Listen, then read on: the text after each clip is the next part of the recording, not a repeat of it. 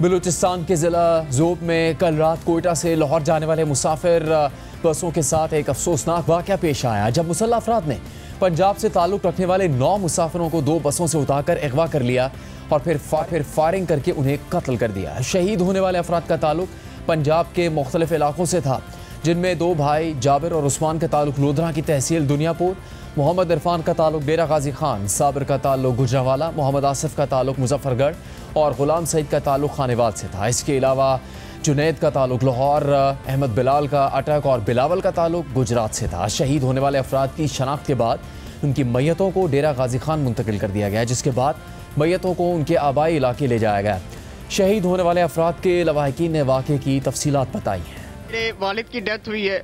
Death में शिरकत के लिए मेरी फैमिली 10 लोग कोयटा से आ रहे थे, जिनमें बच्चे, औरतें और भाई शामिल, जो 2 भाइयों को ले गए हैं। हम पे जो इस वक्त दुख की घड़ी हम बयान नहीं कर सकते। 1 साल हम 3 जनाजे उठाने पड़ रहे हैं। एक भाई था मोहम्मद जाबर, वो बड़ा था, और मोहम्मद उस्मान ये छोटा था। मोहम्मद जाबर की यहाँ शादी रखी हुई थी, अभी माह मुहर्रम अल हराम है, मुहर्रम और सफ़र के बाद रबी अव्वल जो आ रहा था ना, अभी इसमें इसकी शादी वो जो काम करेंगे पिया 3 महीने 3 दिन काम करेंगे और चौथा महीना वेला पिया। चौथे महीने घर आवन लगे थे, वो दे ना मतलब 12 बजे अपना शहीद कर दिया। मेरे भाई मोहम्मद आसिफ को कल रात बलूचिस्तान दहशतगर्द हमले मतलब शहीद कर 3 महीने पहले उनकी शादी की था, नवी शादी थी। 5 दिन पहले ही जुनैद अपने ससुराल कोयटा में गया अपने बीवी बच्चों को छोड़ने के लिए। कल शाम वो वापसी पे आ रहा था तो रास्ते में दहशतगर्दों ने बस रोकी और उनको पंजाब के शनाख्ती कार्ड ज़ाहिर होने पे नीचे उतार लिया और उन्हें शहीद कर दिया। बलूचिस्तान से मुसलसल इस तरह के वाक़यात सामने आ रहे हैं। गुज़श्ता रोज़ के वाक़े के बाद आज वज़ीर आला बलूचिस्तान सरफराज बुगटी ने अमन अमान से मुताल्लिक़ इजलास किया, जिसमें IG पुलिस मौज़म जानसारी ने ज़ोब वाक़े पर तफसीली ब्रीफिंग दी। वज़ीर आला बलूचिस्तान सरफराज बुगटी ने इजलास से खिताब करते हुए कहा कि बलूचिस्तान में मासूम जानों के कातिल किसी रियायत के मुस्तहिक नहीं। दहशत गर्दों को हर हाल में कैफरे किरदार तक पहुँचाया जाएगा और दहशत गर्दों का आखिरी हद तक ताक़ुब किया जाएगा और दहशत गर्दों के खिलाफ बिला ताख़ीर और फैसला कुन एक्शन लिया जाएगा।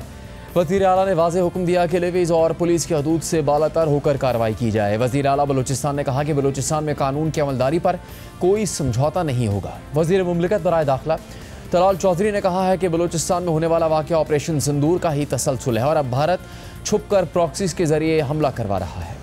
हिंदुस्तान की प्रॉक्सीज हैं और ये जो वो कहते हैं हिंदुस्तान के ऑपरेशन संदूर अभी कंटिन्यू कर रहा है, ये वो कंटिन्यूशन है। उसके फर्स्ट फेज में जब उन्होंने सामने से हमला किया था तो उन्होंने शिकस्त खाई है। ये छुप के प्रॉक्सीज से सॉफ्ट टारगेट्स को टारगेट करना, निहत्ते लोगों को मारना, ये बुज़दिलाना कार्रवाई उसी संदूर ऑपरेशन की कंटिन्यूएशन है।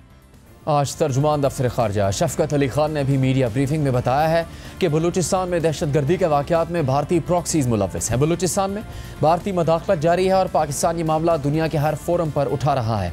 इसके अलावा ह्यूमन राइट्स कमीशन पाकिस्तान ने भी ज़ोब वाक़े पर तशवीश का इजहार किया है। मुसाफिरों को बसों से उतार कर कत्ल किए जाने पर तशवीश का इजहार किया और मुतालबा किया कि वफाकी और सूबाई हुकूमतें फ़ौरी तौर पर बलूचिस्तान के देरीना मसाइल का मुनसिफाना सियासी हल तलाश करने के लिए संजीदा इक़दाम करें। इसके अलावा सदर मुमलिकत, वज़ीर आज़म समेत सियासी क़यादत ने इस वाक़े की मज़म्मत की है। सियासी क़यादत मज़म्मत तो कर रही है, मगर बलूचिस्तान से मुसलसल इस तरह के वाक़यात सामने आते जा रहे हैं, जिनमें मुसाफिरों को बसों से शनाख्त करके उतारा जाता है, फिर उन्हें कत्ल कर दिया जाता है। BBC ने इन वाक़यात पर एक रिपोर्ट भी नशर की है। BBC की रिपोर्ट के मुताबिक बलूचिस्तान में माजी में भी मुसाफिरों को गाड़ियों से उतार कर हलाक करने के कई वाक़यात पेश आए और ऐसे वाक़यात में मुसाफिर बसों से जिन लोगों को उतार कर हलाक किया गया उनमें से ज़्यादातर का ताल्लुक पंजाब से था। इस साल फरवरी में ज़िला बारखान के इलाके में मुसल्लह अफराद ने ऐसे ही 7 अफराद को शनाख्त करने के बाद कत्ल किया था। इस हमले की जिम्मेदारी कालादम शिद्दत पसंद तंजीम BLA ने कबूल की थी। ये ताज़ा तरीन वाक़या जिस मकाम पर पेश आया है, इसके करीब ज़िला मुसाखिल के इलाके में गुज़श्ता साल अगस्त में शिद्दत पसंदों ने 22 लोगों को शनाख्त करने के बाद उन्हें बस और ट्रकों से उतार कर कत्ल कर दिया था। मकामी इंतज़ामिया के मुताबिक इन अफराद में से 17 का ताल्लुक सूबा पंजाब के मुख्तलिफ अजला से था।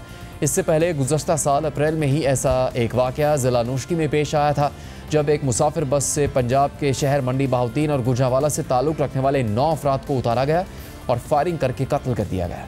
प्रोग्राम में आगे बढ़ेंगे। हालिया पाक भारत तनाज़े के बाद भारत की अस्करी क़यादत सियासी क़यादत के रवैये की वजह से बेचैनी का शिकार है और बार बार खुद आला अस्करी हुक्काम मीडिया पर आकर न सिर्फ भारतीय अफवाज के नुकसानात का जिक्र कर रहे हैं बल्कि सियासी क़यादत की पॉलिसियों पर तशवीश का इजहार कर रहे हैं। और अब भारत की सियासी और अस्करी क़यादत के दरमियान पॉलिसियों पर हम आहंगी के फुक़दान का जिक्र नायब वज़ीर आज़म और वज़ीर ख़ारजा इसहाक़ डार ने भी मलेशिया में कॉन्फ्रेंस के दौरान किया है। इसहाक़ डार ने कहा है कि Pak Bharat military to military ceasefire ठीक चल रहा है, मगर भारत की सियासी क़यादत से ये हज़म नहीं हो रहा।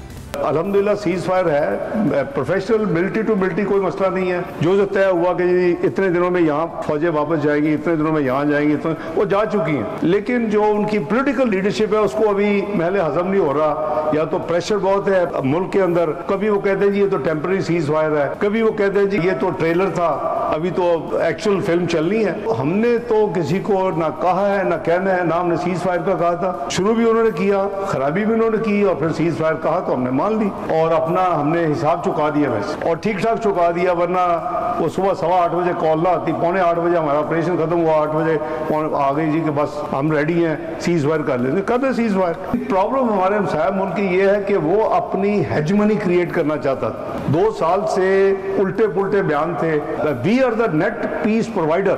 भाई who the hell you are? हम हमारी हेजमनी है, हमारी सुपरमेसी है। मैं लफ्ज़ कोट कर रहा हूँ उनके मिनिस्टरों के, तो हमने वो जो है ना वो तकब्बुर, वो गुरूर ओला ने पाकिस्तान के हाथों वो खाक में मिला दिया और वो हमेशा के लिए वो दफन हो गया अल्लाह के फजल करम से। गुज़श्ता रोज़ कोर कमांडर्स कॉन्फ्रेंस से खिताब में army chief field marshal Syed Asim Munir ने कहा कि भारत की 2 तरफ़ा फ़ौजी कशीदगी में किसी तीसरे फरीक को शामिल करना भारत की ब्लॉक पॉलिटिक्स को फ़रोग़ देने की बेबुनियाद कोशिश है।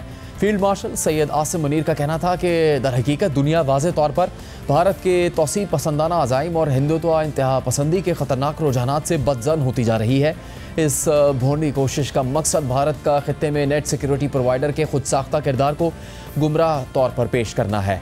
भारतीय हिमायत याफ्ता और स्पॉन्सर्ड प्रॉक्सीज़ के खिलाफ हर सतह पर फैसला कुन और जामे कार्रवाइयाँ जारी रखना नागुज़ीर है। लेकिन आज भारत के कौमी सलामती के मुशीर अजीत दोवल ने पाकिस्तान के हाथों नुकसानात को छुपाने की कोशिश की और कहा कि भारत ने पाकिस्तान के अंदर कामयाबी के साथ दहशतगर्दों के टारगेट्स को निशाना बनाया। उन्होंने ये दावा भी कर दिया कि भारत के अंदर नुकसानात की कोई सैटेलाइट तस्वीर नहीं है। We are really proud of it. We decided to have 9 terrorist targets in the crisscross of Pakistan. We missed none. We hit nowhere else except that. It was precise to the point. Entire operation was started at 5 minutes past 1 and was over at 28 minutes past 1. 23 minutes. You tell me one photograph, one imagery which shows any Indian damage being done, even a glass pane having been torn.